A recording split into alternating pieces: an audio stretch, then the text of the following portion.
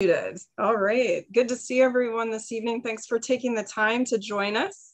My name is Molly. I am working closely with Masih, who you'll hear from later, just to get the word out about the Rural Energy for America program, specifically in Southwest Ohio, but also Ohio as a whole. And so we are grateful for the opportunity with this community of folks to spread that word. We're lucky to have a couple of experts on the call with us tonight. I'll merely be, passing the baton and facilitating Q&A. We have Christi Southerland on the line. She's on my right. I don't know where she is for you. Hi, Christi. Christi is from Prosperity Ag. Prosperity Ag is a small business located just north of Indianapolis, and she spends her days and lots of times up to deadlines, probably evenings too, specifically working on REAP applications with farmers and small businesses. So she's going to share with us her expertise regarding the REAP program.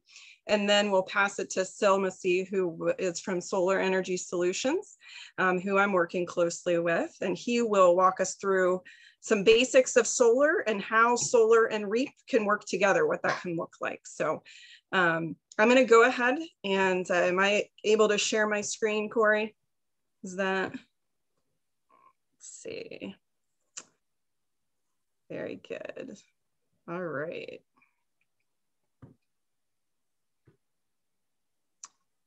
Can you guys give me a thumbs up if you see the presentation in front of you, just so I know? Good? Okay. So you can thank Sil for the pun, harvest the sun and reap the benefits. You'll probably hear more puns from him a little later. And once again, thanks for having us. We've talked through the folks that are mostly going to be speaking this evening. So just a few goals before we kick off. Our hope is by the end of this period of time together, we'll wrap up by 8:30, that you know a good amount about the Rural Energy for America program and about how to assess the applicability for your operation. There'll also be a bit about the basics of solar for those that are interested in some of the benefits there, and then just clear next steps about if you would like to proceed in exploring REAP further. So those are some of our goals for the evening. And I've already given a bit about Christi, and she's the one that's going to walk us through the REAP program. So if we can, if I can go ahead and pass it off to you, Christi, I'll drive the PowerPoint. Just let me know when you want me to shift things. Sounds perfect. Thanks, Molly. And thanks to everybody for hopping on and allowing me to talk. So as Molly mentioned, I do spend a lot of time working on these REAP grants. Our company, Prosperity Ag, was actually founded in 2007, really to kind of help farmers to navigate through various grant programs. REAP is probably the biggest part of the portfolio that we had previously, just because it has some pretty wide eligibility. And a lot of farmers had the opportunity to apply, but just didn't know how to kind of get to that end goal and get through all of those hoops that a federal grant requires. So really our focus continues to be on farmers and kind of like the rural economic development. We really try to customize our approach to each client and project. We are a small business in Indiana. We work primarily throughout the Midwest. However, we have done these REAP grants in 38 states and 2 territories. So the nice thing is that the program is essentially the same from state to state. It just maybe has some differences in some of the interpretation. But we've got really good relationships with the USDA, with a lot of developers. And so we're kind of a nice third party that can kind of offer some impartial advice on how to navigate through that. If you want to go to the next one, Molly, we'll see where we're going to jump in with. So this REAP grant stands for Rural Energy for America program. It is offered through the USDA on the rural development side of their programming. Essentially, the program tries to spur economic development through the installation of solar or energy efficiency upgrades. And as I mentioned, the eligibility is pretty wide for that. So solar is just one of those instances. And one of the slides does have some other program or other types of projects. So we can get into those as well. You can move to the next one. So this program does have a grant side, and it also does have a guaranteed loan side. If you are to apply for both of those at the same time, the maximum that the USDA will cover is 75% total. So you would ultimately have to bring 25% to the table.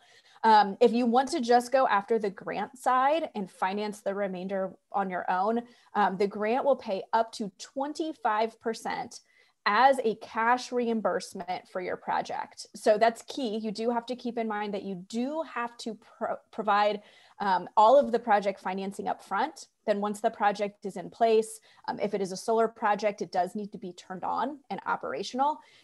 You fill out some closing paperwork, and then the USDA will direct deposit that grant amount into your bank account. It's really nice. It used to be, you'd have to wait on the government for a check in the mail. Don't have to do that anymore. Now it's direct deposited.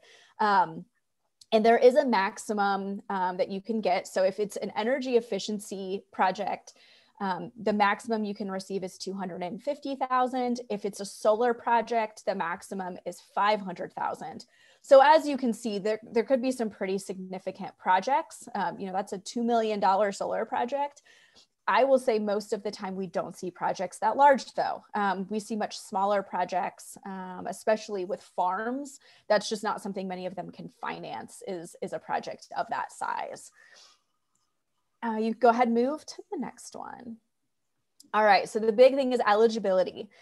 You're only going to be able to apply for this grant if you are eligible and if your project is eligible.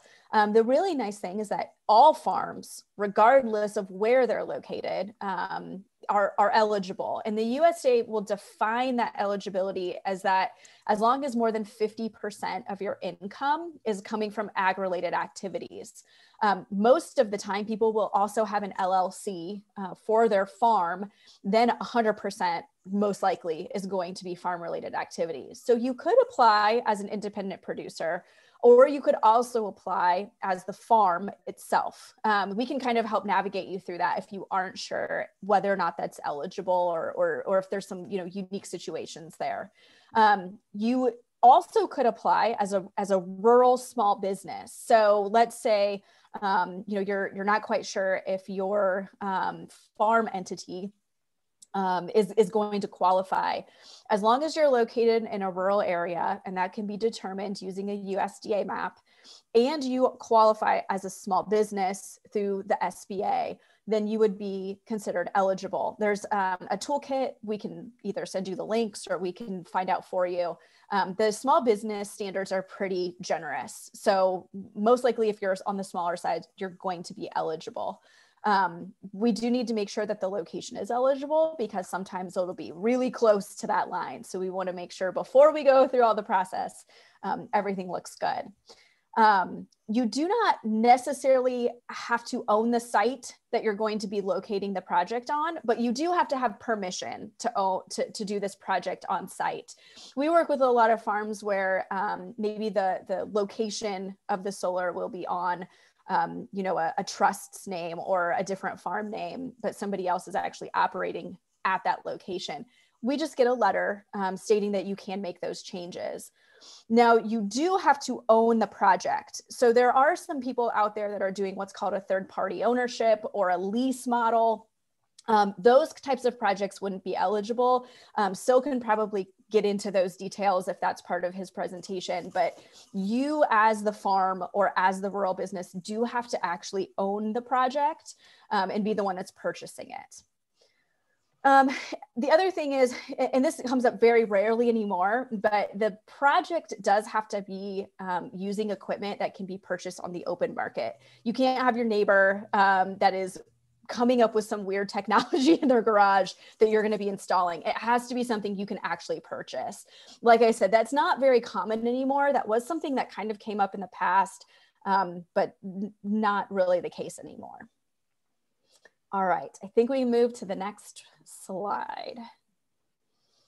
Okay, so these are all of the different types of projects that are eligible. So I mentioned that there is a renewable side. There's also an energy efficiency side. You could apply for both of these at the same time if you'd like to. They are two different applications, but they would be submitted at the same time if you'd like. So the types of projects for renewable, of course, solar, because we're going to be talking about that.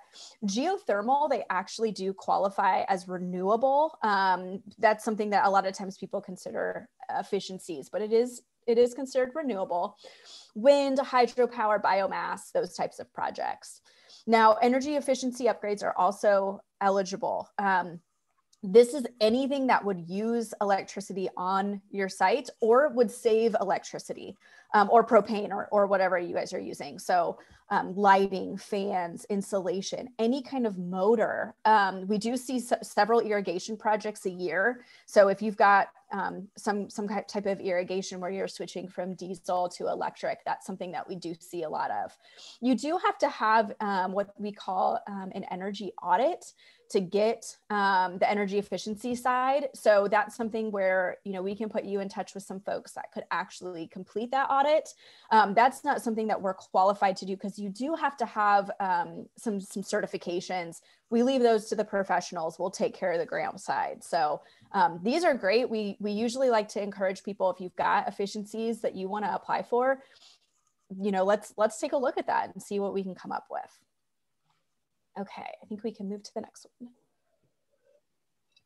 All right, so one of the questions we hear a lot on is, what does this process look like?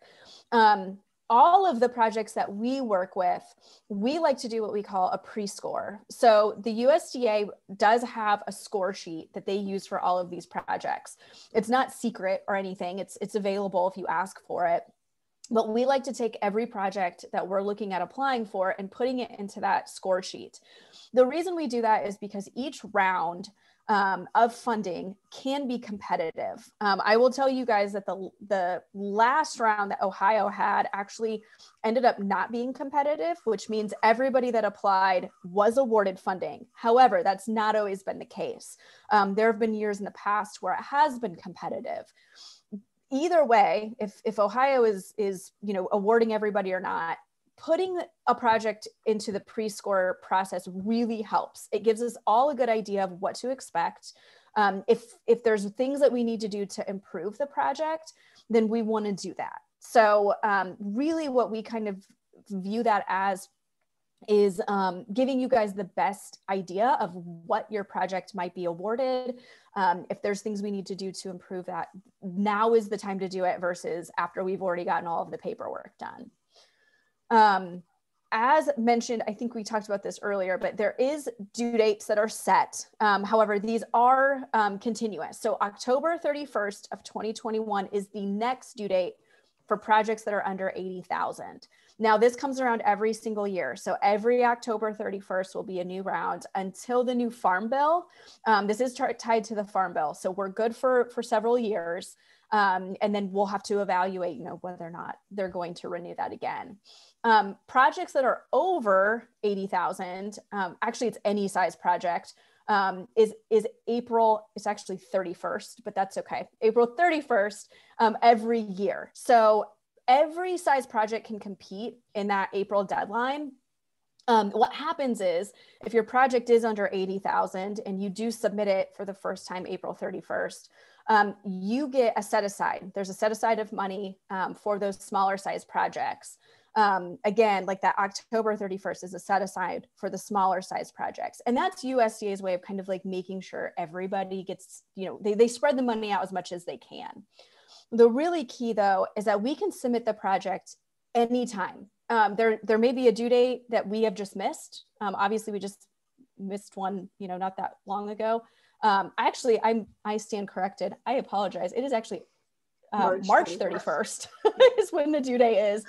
I missed that one when they send me these slides. So previously it was in April. It used to be April 15th and then they bumped it back to March 31st. So we did just have a due date. We submitted a ton of projects. However, let's say you guys are just now hearing about this and you want to apply now. We can go ahead and apply now. The key is that we just won't find out whether or not you got your award until after the due date passed. So if you're going to be able to make it into the October 31st round, then we're going to hear after that due date has passed. However, if your project is on the bigger size and we submit now, we're not going to hear until after the March 31st of 2022 round. So there's a little bit of a waiting game involved with that. However, if it's something that you guys are going to do no matter what, this project makes sense, we can, we just have to take that time to wait. We did talk that there's two application processes. There's a renewable side and there's an energy efficiency side. That would be two different applications, but we can submit them at the same time. If there's a project that is on the very large size, over $200,000, there could be some additional requirements. If it's on the energy efficiency side, that feasibility or that energy audit has to have some additional qualifications by the auditor. If it's a solar project, it has to have what's called a third-party feasibility study done. We are usually the ones that will do that on your behalf. And then the biggest key is, when are we going to find out whether or not we got the grant? That's so tough because every round can kind of differ. What happens is the state has their own pot of money, and that money will come through in different waves. So they're not going to receive all of their funding all at once. They're going to receive some of it, and then they're going to award the highest scoring projects. They're going to get another wave. They're going to score the next highest. It could come into as many as 4 waves. But every year is a little bit different, and we just really don't know what that looks like until it happens. Even USDA staff don't know. And so we kind of are at their mercy on figuring that out. So usually what we tell people is that it's typically, I used to say 60 to 90 days, but it's really is closer to this 8 to 12 weeks till we find out. We do usually know by September, because they do have to have all of the money spent by the end of the fiscal year. So September can be that time. If it's something where you can't do the project unless you get the grant, of course that is kind of uncomfortable just waiting. But it's just kind of the nature of a federal grant, is that we just kind of have to be patient on that process. Okay, I think we can move to the next one. So what information do you need to provide to the USDA to apply? So there's quite a few information. It's going to seem very painful at the time, but I promise you, once you get it all out there, then we're good. So there's a couple of federal registrations that are required. One's called a DUNS number that allows you to do business with the government. Many of you may even have one of these and not know. The other one's called a cage code. It used to be called a CCR. They just updated it to what's called a cage code. That allows the government to direct deposit money into your bank account. Those both have to be submitted before you even apply. And those can take 2 to 3 weeks to get. So that's why getting started on this early is the key. You do have to have like a federal ID. So you do have to be like recognized with the state. So that's important to keep in mind, is if it's something where you guys are just kind of doing something on the side, we have to make sure that you are considered organized with the state, you're recognized. The NAICS code, NAICS code, it's just a federal identifier on what your business is considered. So if you're a flower grower or a dairy, we just have to know what you guys would qualify under. And that's more or less for classification purposes. We do have to have 5 years of tax returns, which is not fun. Nobody wants to provide their tax returns, but it used to be 3 years. USDA just in January said we do have to have 5 years. So that's something that people usually take a little bit of time to gather up. The business license, it could be your articles of incorporation, could also qualify under that. It just kind of depends on your business and how you're recognized. We do have to show that you actually have either ownership of the land that you're located on, or like I said, permission. So that can be done through a lease agreement. It can be done through property tax statements, those types of documents. And then we do have to show that you can actually pay for the system. So at the end of the day, it is a reimbursement grant. And so USDA will want to see that you can actually pay for the project. And that can be done through you know, a letter from the bank if you're getting a loan. If you have a line of credit or a checking account, we can show statements from those. And so all of those documents are compiled and they go along with the actual application.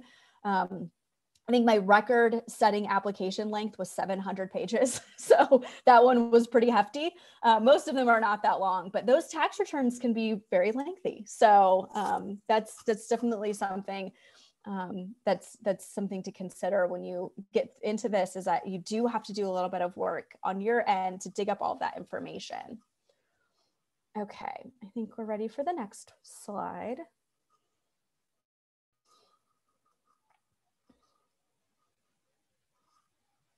Okay, so here are a little bit of thoughts, tips and tricks. We talked about the pre-score. So really trying to get an idea of what your project looks like early is really helpful. That's something that can be done in just a few minutes. It doesn't take too long. We do need to know some basics about the project. You couldn't just give us your basic information. I need to know about the project itself as well. This is going to be some work on your end. So it's not just going to be, hey, here's my contact information. I'm going to need some information from you guys. It's going to take some time. It also can take some expertise. So you guys could absolutely apply for this on your own. This is not something that you have to have a grant writer by any means. But I will say most people come to us because they either lack the time or the expertise to apply. We do dozens and dozens of these every round. So we know how to do them quickly and efficiently. We're more than happy to help you guys out if you have questions. The USDA is also there if you have questions.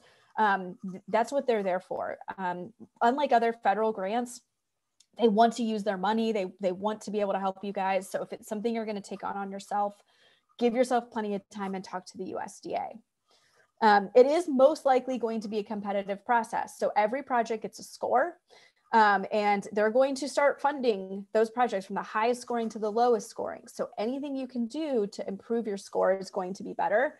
Some of the things we can do to improve that score is to ask for less than 25%. So if your project comes in kind of right on that line, we could say, hey, you know, USDA, we're going to ask for 23% or 20% instead. That immediately improves your score. So that's going to help. You can also give your application to USDA early. And if there's some areas that they think you could do better on, they could let you know. It kind of depends on the office, their willingness to help, what their bandwidth is like. But most likely if I ask USDA, hey, how's this one looking? They're going to give us some good feedback. And then finally, projects that are requesting that smaller size, so 20,000 or less, they do have some additional opportunities to get funded. They've got set asides, both with that full October round and then the set aside in the spring round in March. So that's always good. If we can kind of lower the score or lower the grant request a little bit to fall into that category, we'll do that if we need to. All right, so let's move to the next one. So if your project is awarded, you went through all this process, you got awarded, it is a direct deposit from USDA. They'll have you do some closing paperwork, and that money goes right into your bank account. If you submit your project and then you're waiting, it takes a while to get the installer in line. They do ask that you do quarterly reports, but honestly, the only thing you're going to do is be like, hey, we haven't done anything. And then annually, they do like to have some reports done. They'll ask you to show their energy savings or what your system is producing. I'm going to tell you guys off the books, half the time USDA forgets to give you guys this paperwork. I'm here to help if you need it, but most of the time it's not priority to them. So it's been a while since they've sent those out. Okay, let's see. Is that it, Molly? Are we at the end? I think so. Perfect. Okay. So I would like to encourage, we just threw a lot at you in regards to REAP. We're going to transition to solar here in a minute. But while everything's fresh, if you can take a moment to just drop a question or two in the chat. we will circle back at the end of our time together and make sure that there's time to answer these questions, because I'm sure there are many. There's also the option of following up afterwards. But thank you, Christi, for sharing all that wonderfully helpful information. We're grateful to have you on the line tonight. So basically the reason why this came about, this opportunity to discuss this tonight came about, is because of what Christi mentioned. In SIL and my conversations with the USDA here in Ohio, the gentleman that is the contact, his name is Randy. Some of you may know him from for other reasons, but he helped us understand that there were dollars left on the table. And so SIL and I said, well, there's an opportunity right there to step forward and simply spread the word. Obviously, being associated with a solar energy company, it makes sense to talk about, solar as one of the ways that REAP grants can be utilized. And so SIL has some basics, but then also some specifics about how REAP can be applied to a solar project. So without further ado, I'll introduce SIL Masih from Solar Energy Solutions. Thanks, Molly.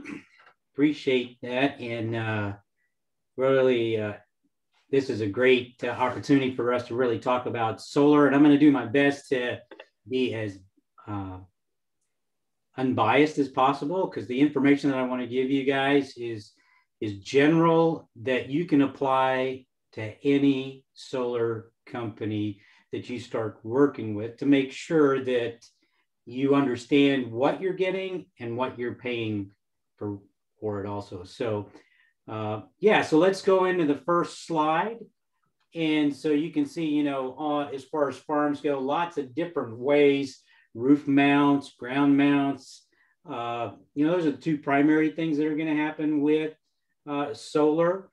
So, depending on how much land you have or how much roof space you have, that'll really help us as we start to design, or any company really, design solar to meet your goals. So next slide.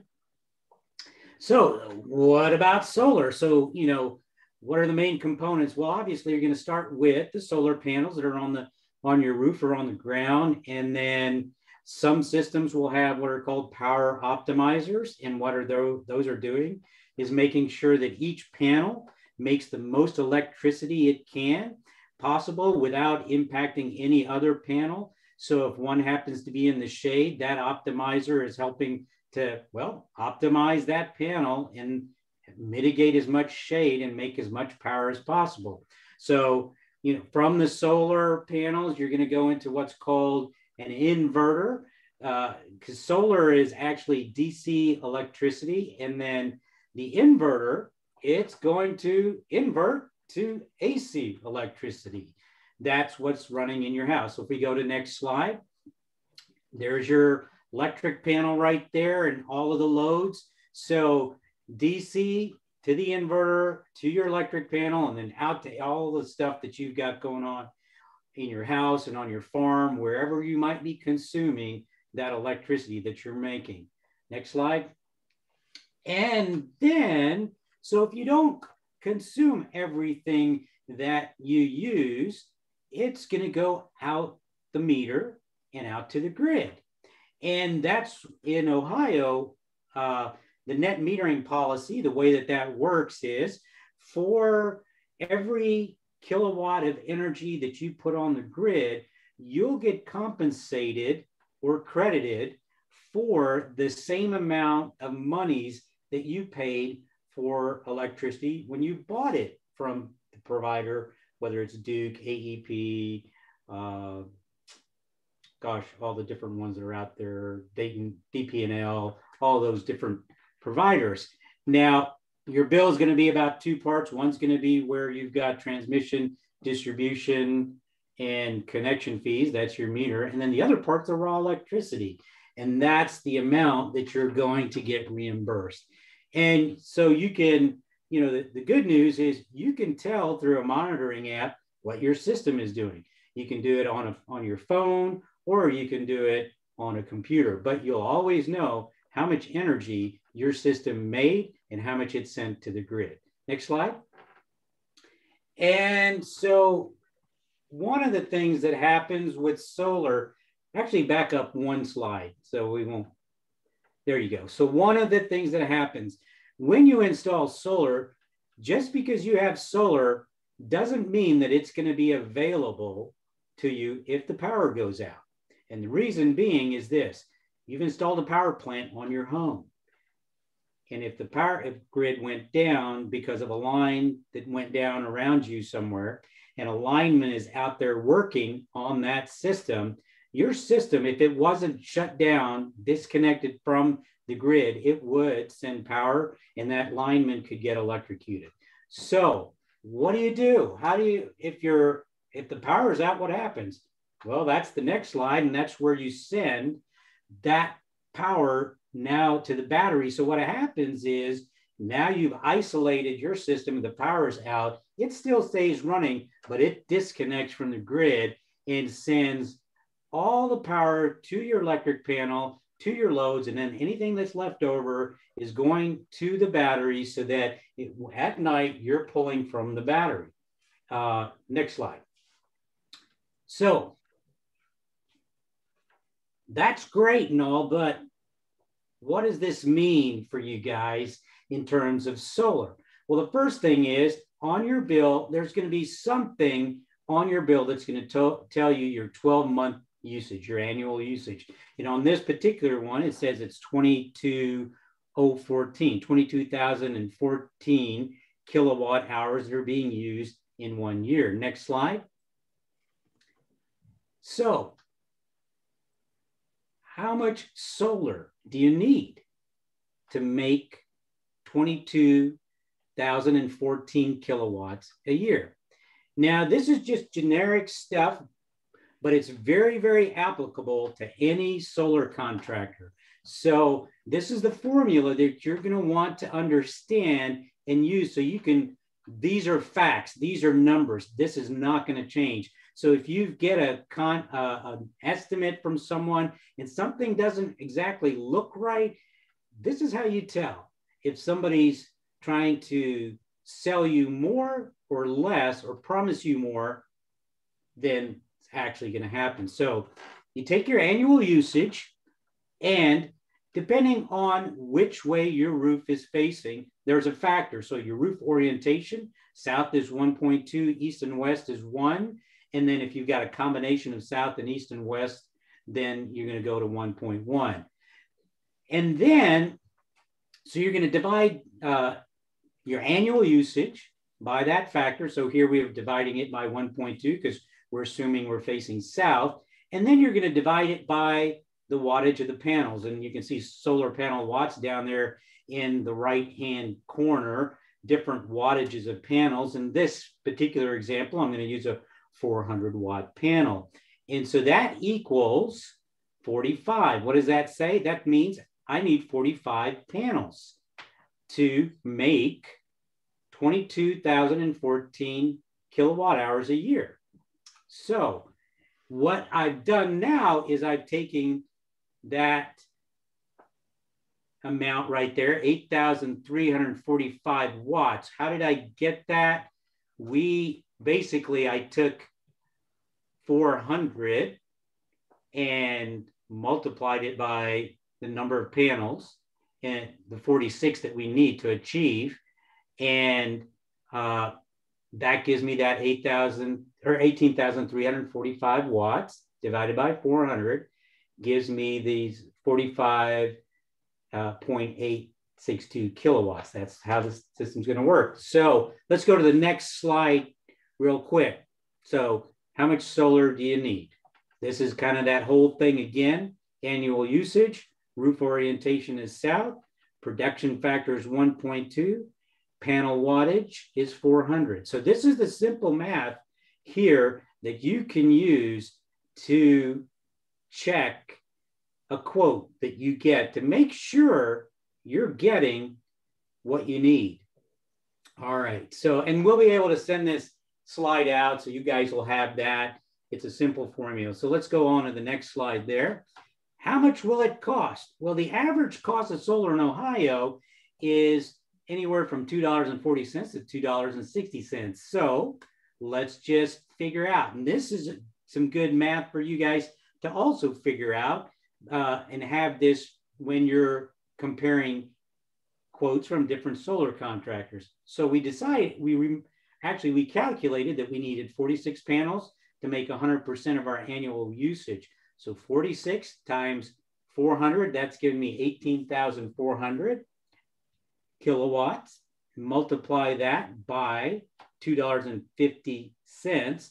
Well, that system is going to cost $46,000. Okay, now we know if anybody gives us a quote, we know about what it should be. If it's coming, because we know the panel wattage, they told us what the panel is, what wattage it is. We know how many we need, so we can do the math on our own. We don't need a solar contractor to tell us how much we think it should be. We can use this formula and kind of get an idea, ballpark. Now, you've got a $46,000 project for solar. And so you're going to get a 26% federal tax credit, so $11,900. And the REAP grant, if you're going to go for the full 25%, you're getting $11,500 for that grant. So your realized cost is $22,600. That's a 50%, or yeah, actually more than 50% savings, right, on what the realized cost would be. So let's go to the next slide here. So the benefits of solar, you can, gosh, we all know it just makes sense and, to be independent, to have a renewable energy, not having carbon emissions, all kinds of good stuff. So you can kind of see, I'm not going to read through all of these kinds of things, but one thing to really understand is there's really low to no maintenance on solar. So you're not going to have to do anything with it. There's no additional cost. Some companies will sell you a maintenance cost or a maintenance contract. They might come out and clean the panels or something like that. But we as a company, that we don't do that. That's an extra expense we don't think is really needed. Next slide. So myths, solar is too expensive. Well, we just showed you that if you're using a REAP grant, it can become very affordable. And, prices continue to come down. And so, you're going to see some really good numbers coming through. And then will I store the excess energy I generate in batteries? We kind of showed you maybe if you want a battery, or you send it to the grid. And the good thing about the grid is on a daily basis, as the sun is shining and your solar is making energy, the meter is rolling forwards and rolling backwards. So think of the grid as your virtual battery. But again, if the power went out, you really got to have a battery, and you can store it in the battery. Solar power doesn't make sense in places it's cloudy or it's cold much of the time. Germany, world's leader in the amount of solar, has 150 sunny days. And Ohio gets an average about 176 days. And what's really funny about that is we get the same amount of sun as Spain does. And they say, sunny Spain. Believe that? That's the first time I learned, there's no way. Then I went and I checked and I looked at the solar maps and I looked at the numbers. And I'm like, wow, that's pretty cool. So let's go on to the next myths. Solar is unreliable source of power. You know what? As long as the sun's coming up, we're making power.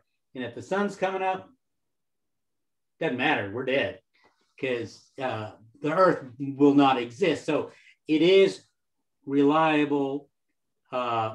People will say, well, what about cloudy days and intermittent and all of that? Well, that's why we've got the grid to give us power when we need it, or we've got batteries to give us power when we need it, when we're not producing. Solar uses more energy to manufacture than it produces. Nope, not really. That's a myth. So, there's all these things that people will talk about solar that are myths. So we just want to bust them out, and that's really not true. I should wait to install solar because the technology is improving. You know what? We are at the best technology, and it's kind of making incremental jumps, maybe 5 watts, maybe 10 watts a year, but not significantly. So it's kind of like, think of it like computers. I'm going to wait till the next fastest computer comes out. Well, when you waited for the next one, guess what? There's another one that's coming out that's going to be even better. Are you going to wait for that one? Well, what, all this time that you're waiting, you're not getting what you wanted.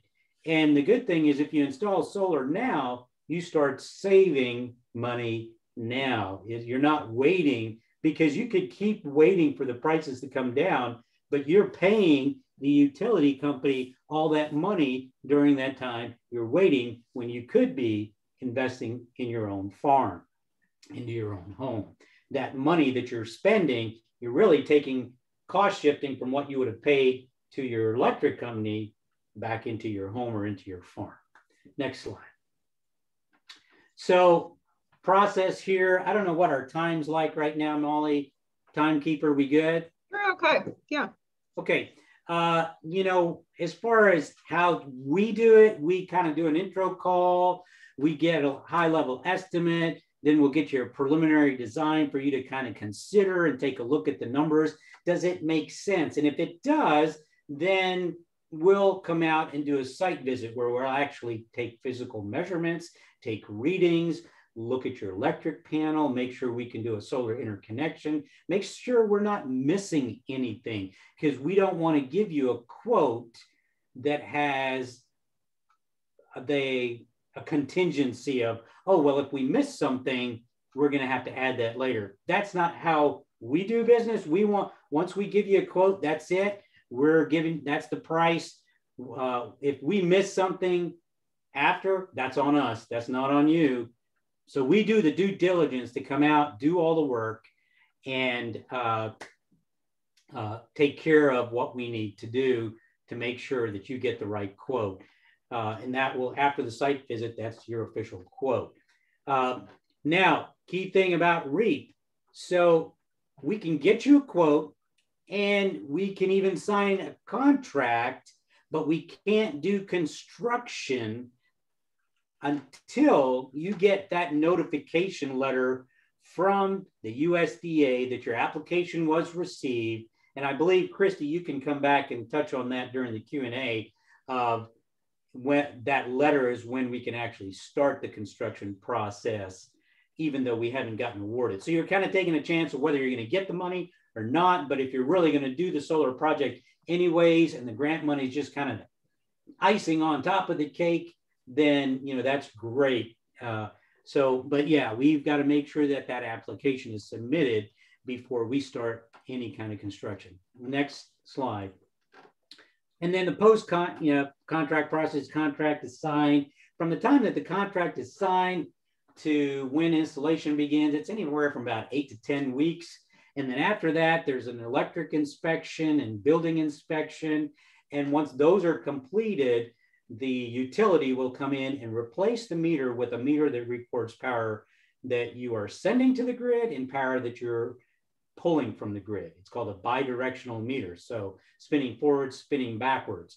Once that meter is in, then we're going to turn the system on, because we don't want to turn the system on before that meter is installed, because in some cases that extra power or that you're sending to the grid could be thought of as consumption. So we don't want you to pay any more for electricity you're actually sending to the grid.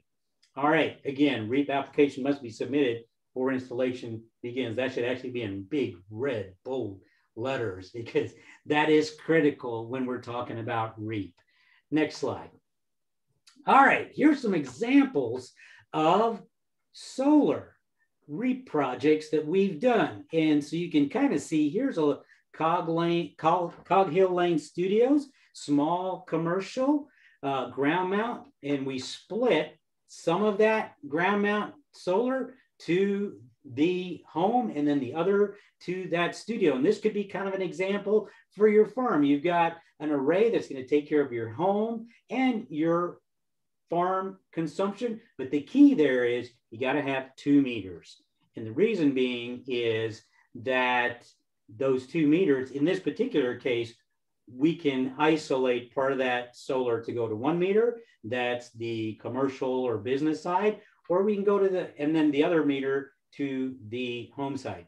Now, the only way that we can actually use 1 meter is if there is a way that we can accurately say, yep, 50% or X amount of this solar array, or how much ever it is that the farm or your commercial business or whatever it is, when we can determine how much is it using, and you can put some tools in there to measure that, then we can go to 1 meter. But that's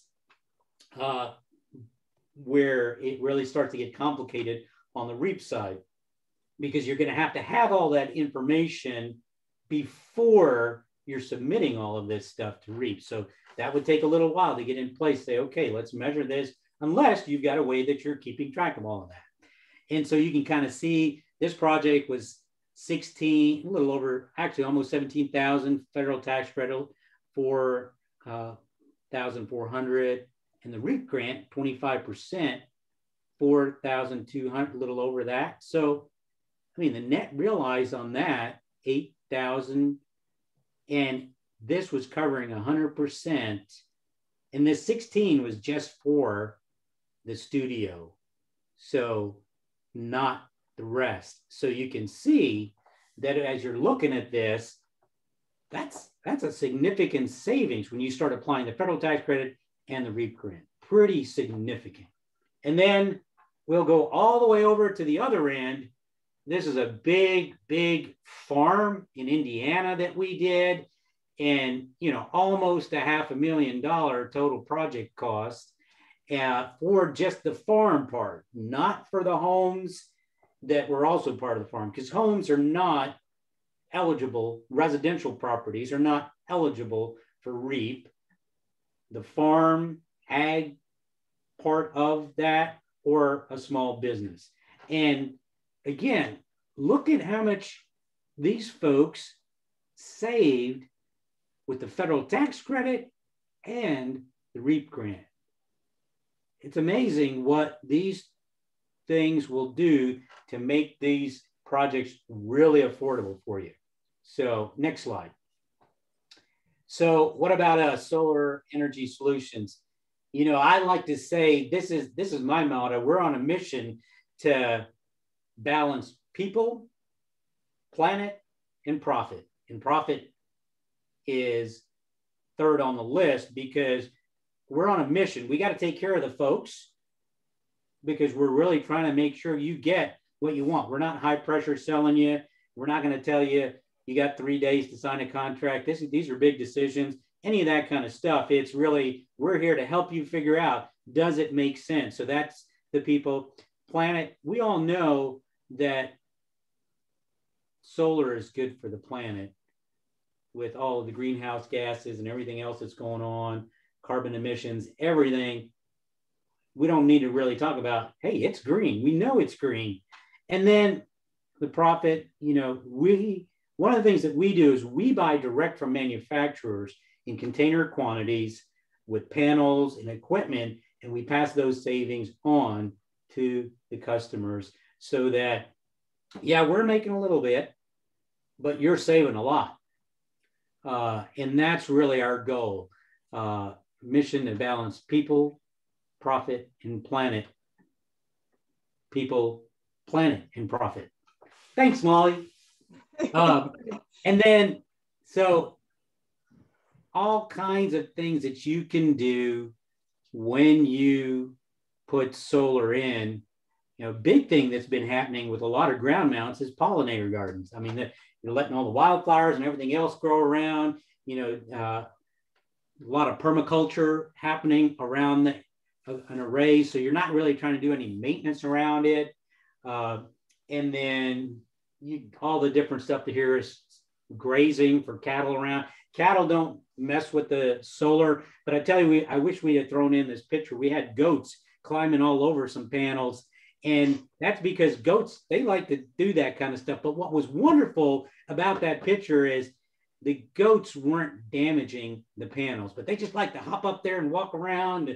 When we got out there, it was for a service call, and we snapped these pictures, and the goats hadn't done anything. It was just related to something else. But so water harvesting is another big thing with solar and doing irrigation, the solar pumps, and then solar integrated greenhouses, and then the floating arrays. If you've got a pond, that's a pretty cool thing going on. So lots of different applications for lots of innovation with solar.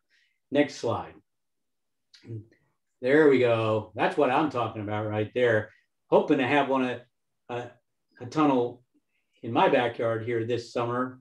But we know, I mean, when we get to grow our own food, it's pretty amazing. We know where it's coming from.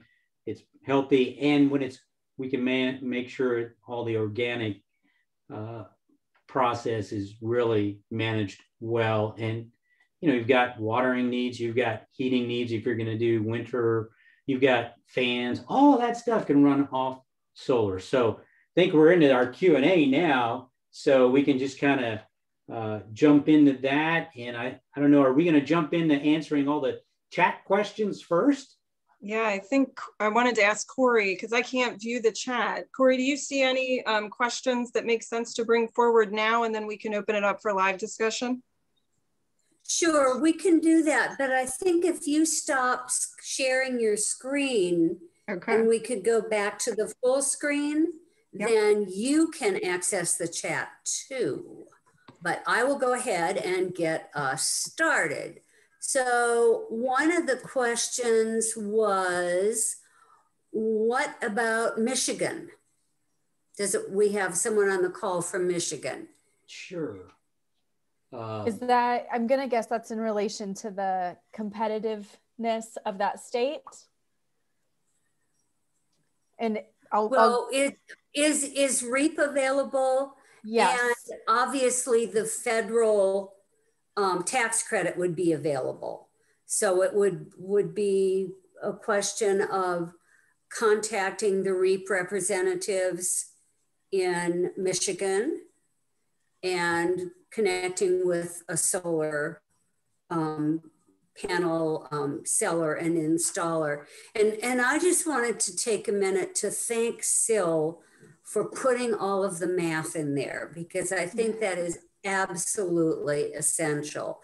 It's really great to be able to figure out and get some sort of an idea. Are you getting a fair quote from someone?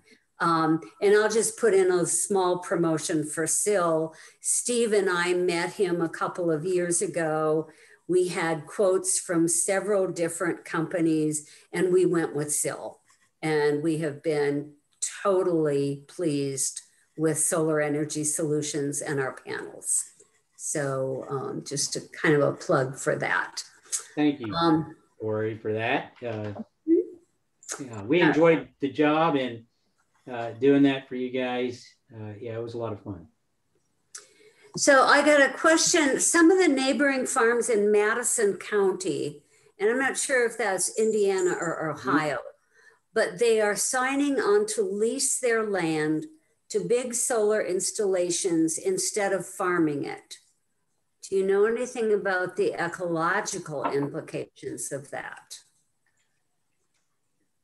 So with that, when a farm is leasing their land to big solar, environmental studies have to be done as part of that process. So what kind of impact is this solar array going to have around the surrounding areas? So there's environmental permits that are required to do all of that. So the only thing that I can say about that, because we don't really dig into all of those kinds of things when we're doing large arrays, typically when we're doing work for utilities, we're doing the installation. They've hired us to do that.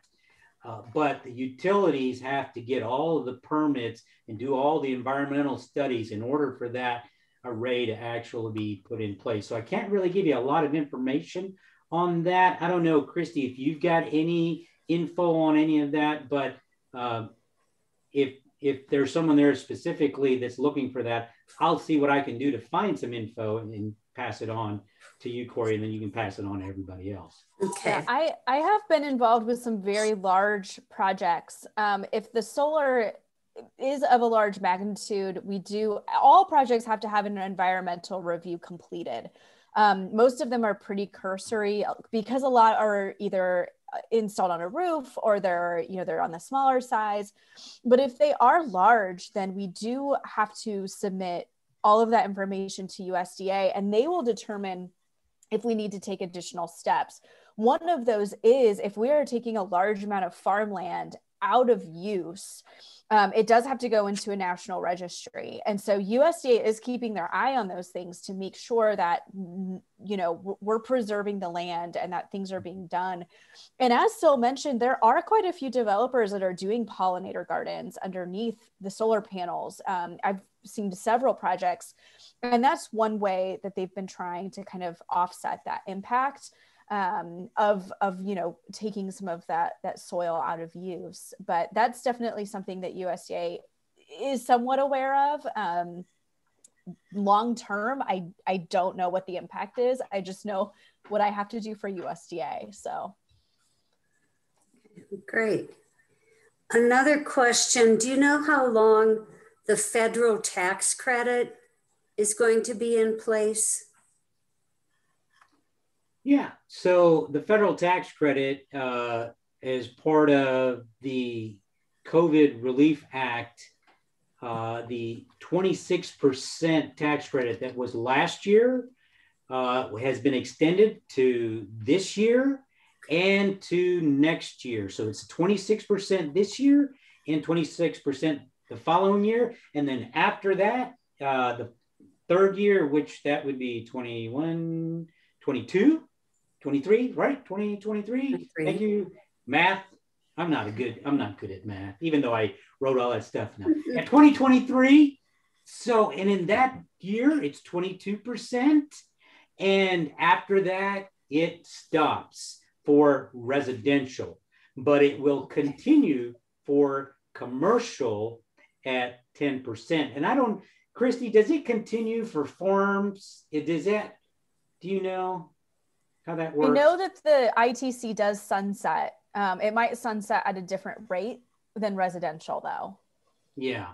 So we'll find out what it is for farms, which I would think that still stands into the commercial, because I think that the 10% it'll just keep on going as far as a tax credit.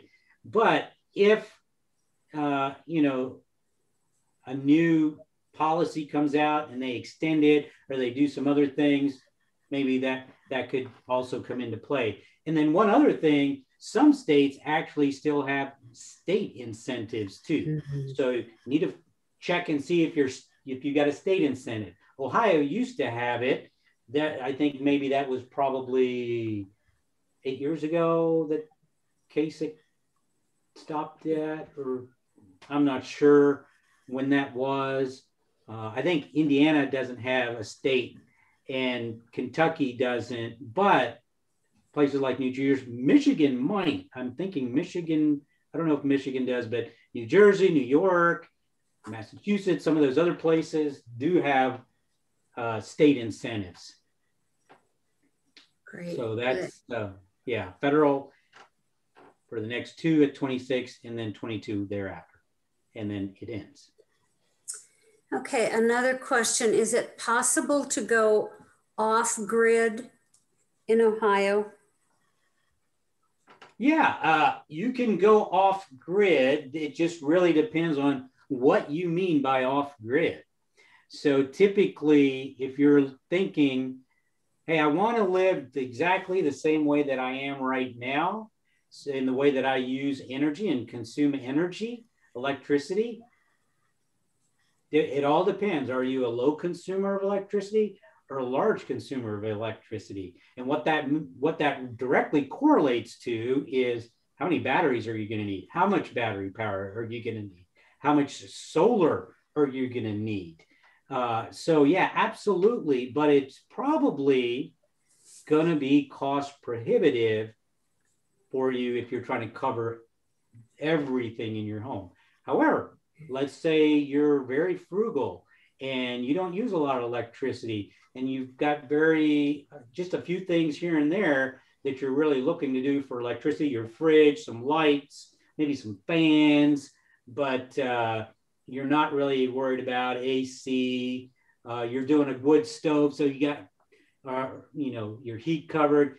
We can absolutely take you off grid, but we'd have to do that assessment with you and go, okay, how much energy are you really going to need if you go off grid? So the answer to that is yes, but there are some things we got to figure out. Go ahead. I have a question from the chat that I think might be a Christi question.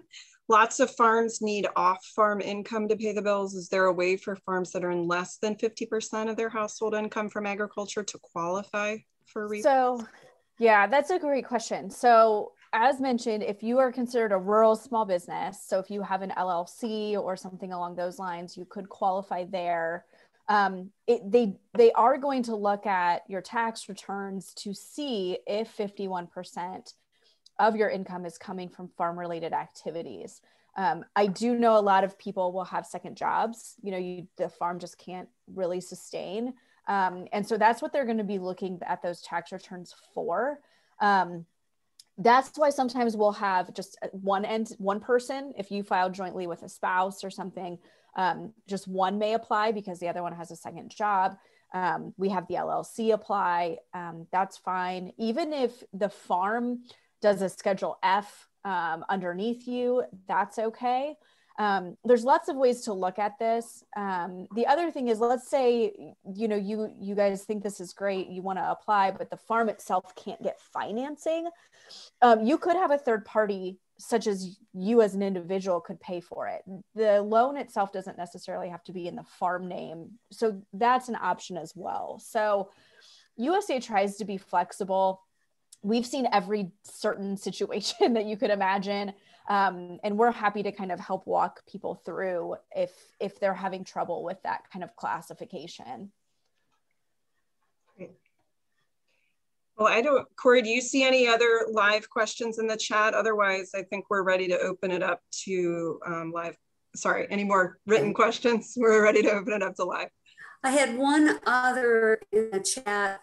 Are batteries included in the price of installation? And if not, how do you figure that? Okay, great question. So I'm just going to tell you for one Powerwall, two Powerwalls. Okay, so typically what I showed you in terms of figuring numbers, batteries weren't included in that.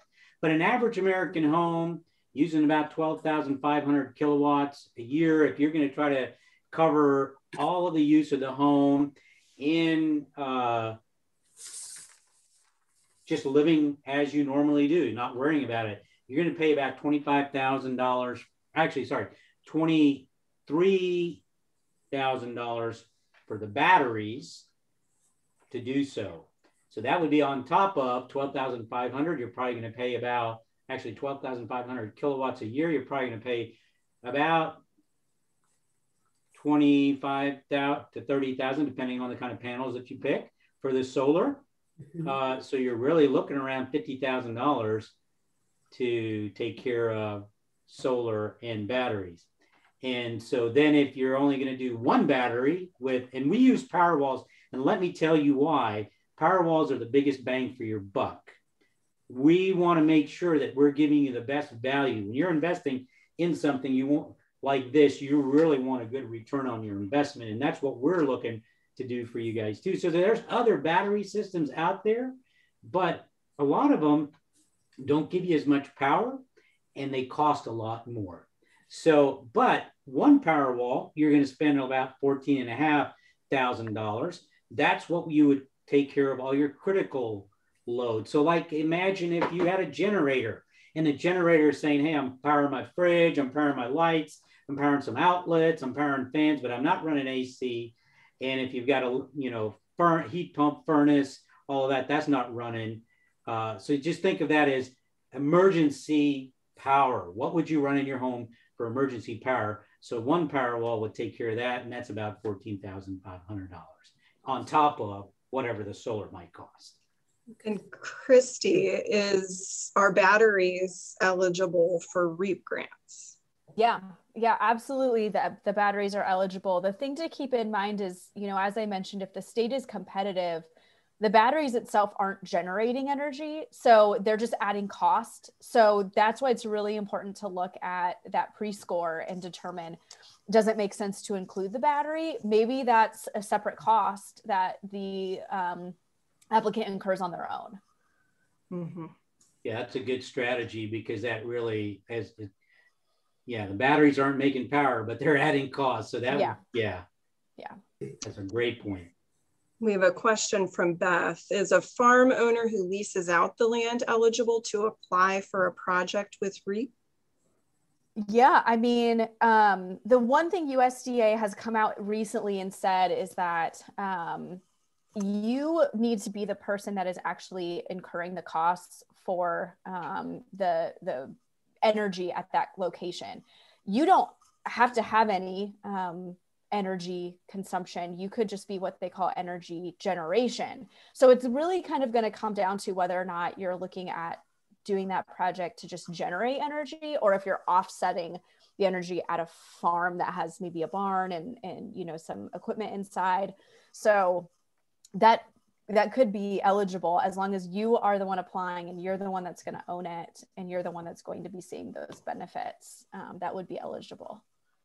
Great. All right. So if you would like to unmute and ask a live question, now would be the time.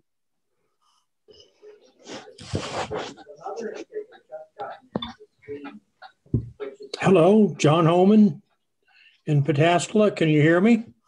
We can hear you. Okay. I recently contacted the Ohio Department of Agriculture Farmland Preservation Office, inquiring whether the combination of grazing and solar panels would be acceptable for use under CAUV and on a preserved farm.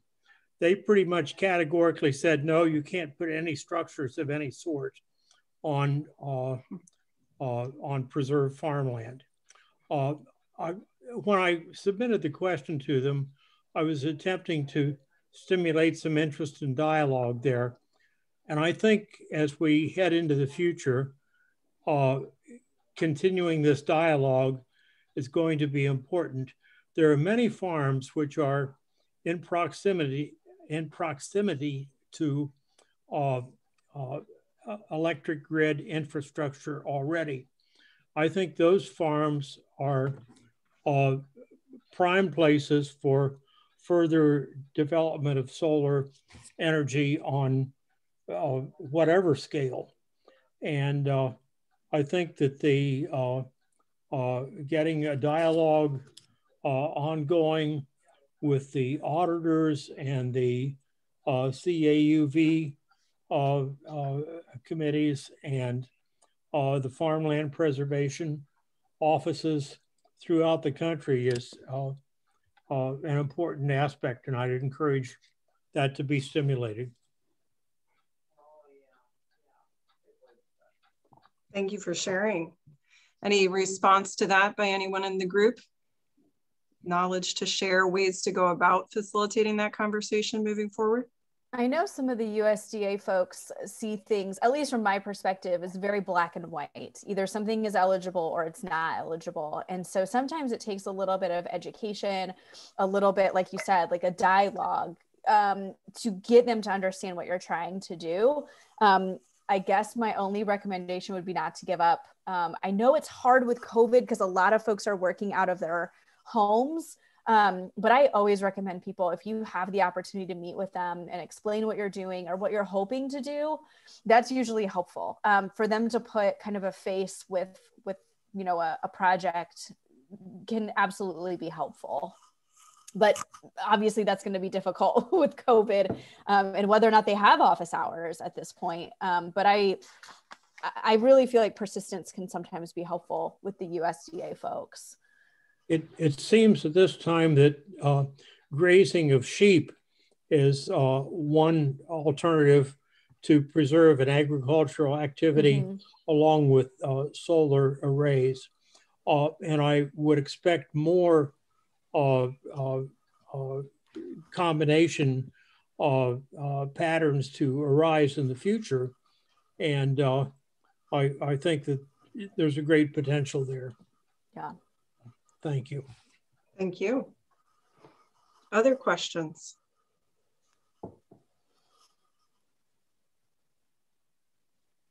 Marcy put in the chat an FYI about Blue Rock Station near Zanesville that does a week-long solar training with level 1 installer certification from ETA. You can then design and install your own system. And he's been doing an online version this past year. She said she took the course 5 or 6 years ago. So I'm not sure how that would fit in with the REAP program or the government rebates. So I will say that REAP will not pay for you to put in your own system. It does have to be a third party that is accredited. Other than, I don't know what kind of a certification that is, but you do have to have certifications. You have to be recognized as a third party. I've had some people that have applied for like lighting installments. That's fine. You can put your own lights in, but USDA just isn't going to pay for the labor to have that done. That's kind of, apples and oranges. So anything with solar, USDA is going to want somebody that's qualified. You could absolutely still do that and install your own. USDA just isn't going to probably accept that application. Yeah. And the certification, that's a key thing when you're looking at installers. There's a national certification. It's called NABCEP, NABCEP. It stands for National Association of Board Certified Energy Practitioners. A mouthful, but it's a rigorous exam program to qualify folks that are installing solar. So that is another thing that you can use to differentiate one company from another. And so obviously, if you've got a company that's going to give you a solar quote, but they're not certified, you're not going to be able to get the REAP grant because, well, they don't have the certification. They're not legitimate installers. It's kind of like, hey, I'm a doctor. I can take care of some stuff, but did you go to med school? Did you? No. Did you get your? No. So I think that's kind of something that you can certainly, I love that there's somebody teaching folks how to do this, because at the end of the day, we want to push the needle forward with solar, regardless of who's doing it. And if you're doing it, I love that there's somebody offering a class for folks, for DIYers. But if you're not a DIYer and you want something done, find somebody that's certified so that you can apply for the REAP grant. Okay, good. Any other live questions or comments before we wrap things up?